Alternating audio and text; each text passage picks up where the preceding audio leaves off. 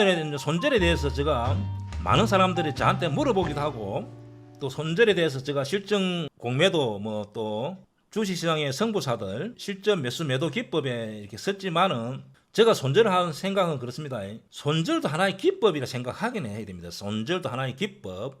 손절을 잘해야 됩니다. 손절을. 그리고 저는 이제 손절을 어떻게 하나 이렇게 물어보면, 손절하는 것이 아니고 안 할 종목을 들어가는 것이 핵심이다. 예를 들면은 현대건설 실적이 좋으니까 이런 종목 사서 손절 안 나오잖아요.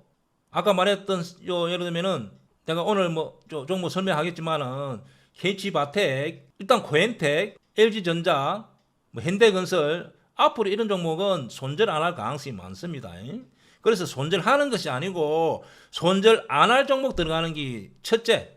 그러면 거기서 제가 공부를 해보니까 현대건설처럼 강남 자리에서 기관하고 외국인이 수급이 좋고 실적이 턴될 때 손절이 안 나온다는 거죠. 또 신고가 근처, 신고가 임박했어. 실적이 턴될 때만 잘 안 빠집니다. 그래서 차트상에서 강남 신고가, 그 다음에 거기서 수급과 실적 이렇게 맞춰가면서, 그리고 만약에 내가 현대건설 또 어떤 종목을 샀습니다. 그러나 내 생각대로 반대로 가면은 안 되는 거죠. 누가 서현이야를 이렇게 제가 물어보던데, 서현이야 같은 경우 실적이 굉장히 내가 몇 번 설명드렸던 종목이다. 실적하고 전혀 문제가 없는데, 이렇게 이때는 이렇게 여기서는 좋은 자리, 그러나 이렇게 역배열되면 내가 어떻게 해야 됐습니까? 저도 손절한다고 지금 몇 번 설명드렸죠. LS 최근에 손절한 거, 여기 강남이라 들어갔는데 10만원 깰 때 그냥 금방 던집히잖아요. 이 종목 주식 선물이 되는 종목이 되어 한 2억 6천만 원 들어가 있었는데 이렇게 바로 던집히잖아요. 자, 서울 가는 버스를 탔는데 창원에서 그냥 진주 하동으로 가면 바로 내리비라는 거죠. 안 내리면 어떻게 됩니까? 이렇게 손실폭이 벌써 15% 이렇게 되잖아요. 답이 없잖아요. 답이. 또 내가 손절하는 그 종목, 또 그다음에 JS건설 같은 거 봅니다. JS건설 같은 경우도, 그래서 서울 가는 버스를 탔는데 서울 안 가고 광주로 가면 바로 내려야 된다. 우리 여러분 회원님들은 빨리빨리 안 내려가고 손실폭이 엄청 크잖아요. 그래 하면 안 된다는 거죠. 그럼 여기서는 해볼 수는 있습니다. 그럼 딱 되는 순간에 여기가 낭떠러지가 될 가능성이 있기 때문에 팔고 나가비라는 거예요. 다시 자리 잡으면 사면 됩니다. 이것을 해줘야 됩니다. 이것을 해줘요. 이걸 못할 것 같으면은, 이걸 못할 것 같으면 어떻게 돼요? 아까 같은 LG전자 같은 거 내가 딱 분석했어. 나는 실적이 워낙 좋고 내년에 좋아지니까 여기 바닥이라 생각하고 버틸 수 있는 종목을 사라는 거죠. 그래서 여기 여름 자리, 아까 서현이야도 마찬가지입니다. 하는 순간에 그냥 15% 가니까, 거기서 하는 순간에 그만 30% 갚이면은 또 손절 못 하잖아요. 그래서 내가 산 방향대로 가지 않으면은 내리는 게 맞습니다. 그리고 자리를 여기서 내리비고 다시 이렇게 자리 잡으면 조금 비싸게 사주면 되잖아요. 그걸 놓치는 순간에 15%, 30%, 50%, 60%, 요거를 진짜 잘해야 됩니다. 그래서 손절 안 할 종목 매수해갖고 손실 난 종목 보면, 상담하는 종목 보면 내가 기가 찹니다. 뻔하게 손실이 눈에 보이는 종목을 하잖아요. 우리가 시장에서 물건 살 때도 사넬백 진짜 있고, 진품 있고, 짝퉁 있고, 짝퉁도 A급은 본사 가서 이거를 검사를 해도 이게 짝퉁인지 아닌지 모를 정도로 그렇게 만든다 합디다.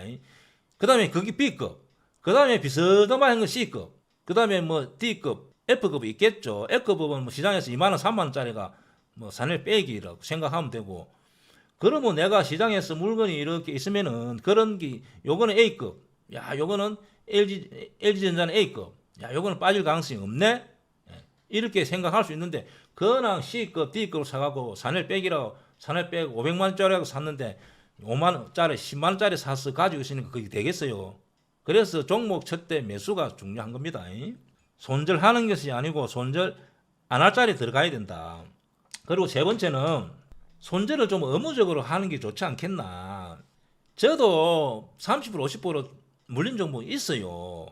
자, 그거는 그냥 어쩌다 보니까 물리가고 막, 저 회사는 내년에 2년 후내년에 되면은 뭔가 뭐 자율주행체가 돼갖고 뭐가 돼갖고 뭐가 되지 않겠나, 그런 믿음이 있을 때는 그냥 놔두는 거예요. 그냥 그 외에는 그거는 내 믿음이 가는 거죠. 그러나 뭐 이상한 거 종목 따라가가지고 물리는 경우는 좀 문제가 있지 않겠나. 자, 그렇게 생각합니다. 그래서 손절도 개인들은 제가 볼 때는 꼭 해주는 게 좋지 않겠나. 왜냐면 다음에 기회가 15% 의무적으로. GS건설 같은 경우 펀드에 편입돼 있었잖아요. 그러면 이때 보면 기관하고 외우니 계속 놓잖아요. 이 딱 손절 물량이라. 이렇게 손절을 하는 게 맞습니다. 그래서 개인들은 제가 15% 아니면은 한 20% 마이너스 20% 정도는 의무적으로 해주는 게 좋지 않겠나. 그러면 카카오 같은 경우 뭐 NC소프트 50% 60% 이렇게 너무 크니까 그래서 이걸 좀 해주는 게 좋지 않겠나. 자, 그리고 또 중요한 이야기 중에 하나 할 건데, 네 번째는 예를 들어서 포스코 홀딩스가 이렇게 하락할 때는 지수보다 빨리빨리 하락하잖아요. 그러면 진짜 이 회사가 지수가 좀 밀려서 실적은 그만이 나쁘지 않은데 밀린 경우 있잖아요. 예를 들면 삼성전기 뭐 이런 경우는 실적이 문제 있어가 밀린 거다, 그죠? 어떤 종목이 내가 가지고 있는 종목이 지수가 밀렸을 때 하락한 종목 같은 경우는 좀 가지고 있어도 됩니다. 예를 들어서 코로나 때 아니면 리먼 사태 때 뭐 9.12 테러 때 현재 지수가 건 한 2600에서 지금 2000 한 단기간에 한 달도 안 돼서 200포인트, 250포인트 이렇게 밀리잖아요. 근데 그 회사는 실적은 좀 별로 문제가 없어. 그런 종목은 밀리도 가지고 있어도 됩니다. 꼭 그렇게 대로 안 해도 된다는 거지. 그러나 예를 들면 카카오 같은 경우는 지수보다 빨리빨리 여기서부터 이렇게 밀려오잖아요. 계속. 그리고 NC소프트 이렇게 지수는 안 밀리는데 많이 밀린 종목 있잖아요. 그러니까 두 가지 구별합니다. 지수가 밀려서 지수 따라 밀린 종목은 좀 기다려봐도 됩니다. 꼭 손절 안 해도 돼. 그러나 지수는 이렇게 좀 보합으로 있는데 그냥 상승으로 가는데 많이 밀린 종목 같은 경우는 그냥 15% 20%두 가지 구별해서 자르는 게 맞습니다. 그래서 내가 보유하고 있는 종목들이 항상 좋은 종목. 그래도 개인들은 15% 정도 하는 게 맞습니다. 왜냐면 50% 60% 절비하게 하니까. 그래서 네 번째로는 좀 지수가 밀려서 많이 밀린 종목인지 이 종목이 진짜 실적이 안 좋아 밀리는지 아니면 뭐 테마를 급등했다 밀리는 종목인지 잘 판단해보고 의무적으로 손절하는 게 좋지 않겠나 그렇게 생각합니다. 이 부분이 이해가 가는지 모르겠습니다. 요거를 잘 이해를 한번 해보세요.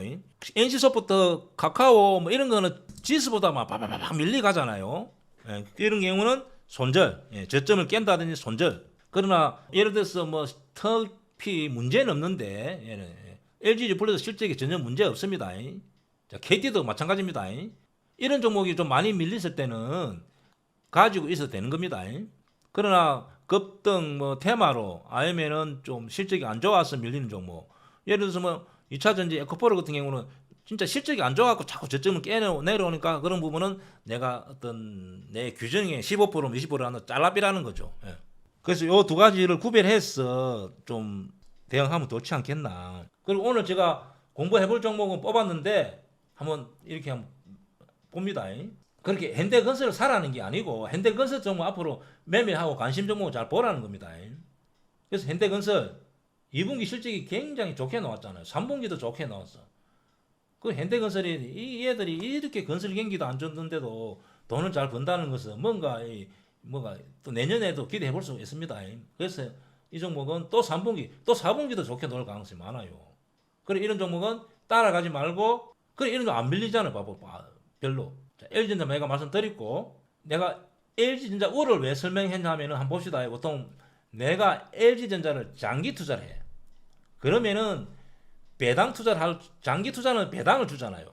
그러면 LG전자 하지 말고 LG전자 우로 하라는 거예요. 우로. 자, LG전자는 10만 원. 배당은 LG 우선인 우가 똑같이 주고 약간의 더 줄 수도 있습니다. 보통 같이 주잖아요. 그럼 뭐 LG전자 배당을 해준 다음에는 LG전자 배당을 많이 해주진 않아요. 그럼 배당을 좀 많이 해준 회사 같은 우선주 했다면 이걸 우선주로 하라는 거지. 그러면 두 주가 되잖아요. 그럼 여기 만약에 내가 배당을 뭐 500원 받는다. 여기는 1000원 받는 거예요. 그 대신 내가 어길 거는 없어. 그럼 개인이 뭐 어길하고 뭐 그런 게 없잖아요. 예? 그래서 우선주를 합니다. 이거 이해가죠? 이걸 이해를 해야 돼. 그래서 어떤 배당을 많이 준 다음에 우선주가 있으면 우선주를 하는 게 맞습니다. 롯데렌탈 같은 거 잘 본사해보세요. 롯데렌탈 뭐 이렇게 회사도 본사해보고 리포트도 본사해보고 수급도 보고 재무제표도 보고 지수가 250% 가까이 빠져도 안 붙이고 있잖아요. 그죠? 그럼 뭔가 이게 회사가 내년에 좋아질 가능성이 있는 겁니다. 자, 이 종목도 공부. 코엔텍. 코엔텍은 울산에 폐기물 하는 회사인데 실적 또 최근에 보고 이 종목도 이 종목은 단지 태풍이 오면 이렇게 급등합니다. 태풍이 오면은 옛날에 이거 다 대주가 됐던 종목인데 이 다 내 옛날에 밥이라 밥. 작년 여름에 내가 매듭을 때려갖고 다 이 수익 냈던 종목이라. 태풍 오고 때리고 또 때리고 원했지. 이 내가 매듭 때려갖고 몇 천만 원 뭐 수익 냈던 자리인데 지금은 대주가 되는 거 안 되는 거 모르겠다. 대주가 되네. 그래서 어떤 분이 제가 유튜브에다가 한울바이오 대주 되는 종목이다 이렇게 설명을 드렸더만은 자기도 나는 그 이해가 갑니다. 저는 이해가 가는데 대있죠. 네가 자꾸 한울바이오를 내가 가 있는데 공매도 종목이라고 하니까 자꾸 빠지는 것 같다. 니마하고 이거 언급 안 하면 안 되겠나 이렇게 이제 댓글 달아놨더라. 난 그 사람 이해합니다. 왜냐면은 그러나 제가 한다 해갖고 그 말 한다고 빠지는 거 아니에요. 우리 밧다리 아저씨가 아무리 공매도가 어떻고 뭐가 어떻고 뭐 2차전 차도 빠지잖아요. 또 마찬가지입니다. 그냥 그러면 내가 이런 자리에서 매도도 해도 되구나. 그럼 본인이 매도 해도 되잖아요. 오히려 매도해도 되잖아요. 매도. 이 종목 주식 선물이 되기 때문에 뭐 또 대주도 되고 하니까 매도로 쳐본다든지 보유아웃이 매도 해피고 다시 여기서 사면 되지. 내가 분명히 이 부분을 온다 했으니까. 그럼 수량이라도 내가 1000주가 있다.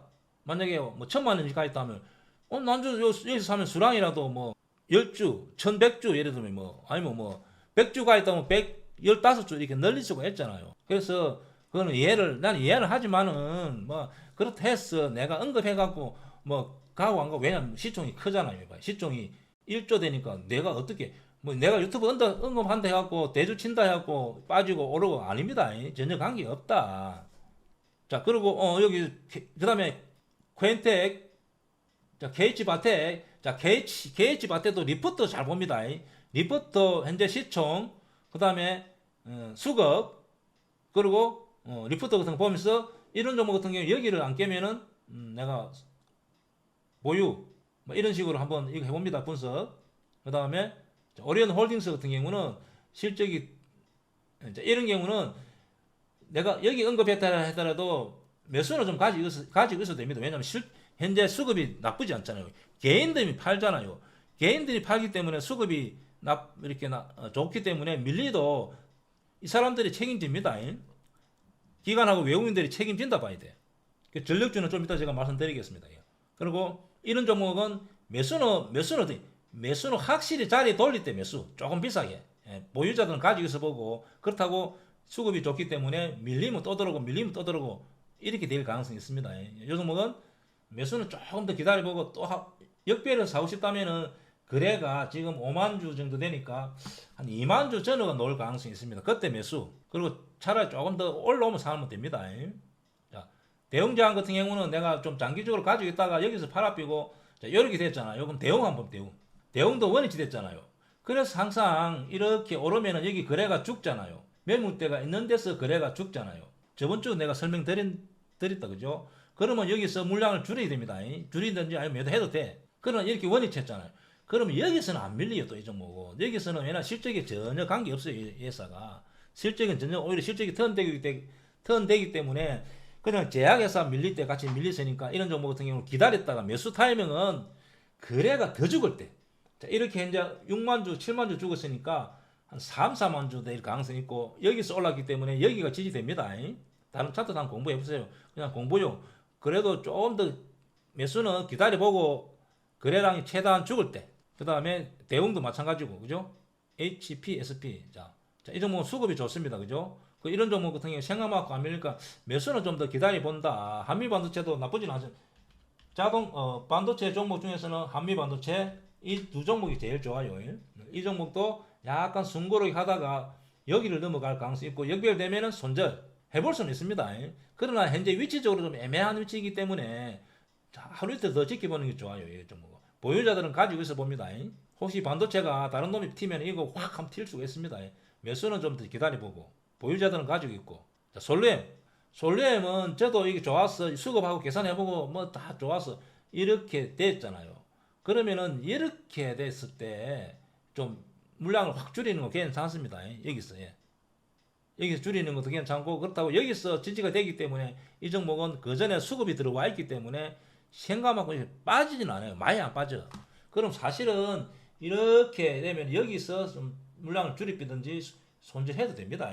저 같은 경우는 이렇게 돼서 이렇게 되면 여기서 그냥 다 전량 거의 다 손질한다고 하면 돼. 아까 LS 그 다음에 이런 종목 내가 설명드렸듯이 거의 다 이런 데 안에는 손질 해비입니다. 그건 현재는 조금 더 가지고 있어도 봐 된다. 자, 오늘은 여기까지. 그리고 못한 종목은 여기 물어보세요. 이제 마지막에는 뭘 해야 될게 물리지 말자. 하다못해 짝퉁 A급에도 사서 손실이 안 나야 될 텐데 B급, C급, D급 사가지고 단기간에 손실 나는 경우는 종목이 문제 있는 거라. 수고하셨습니다.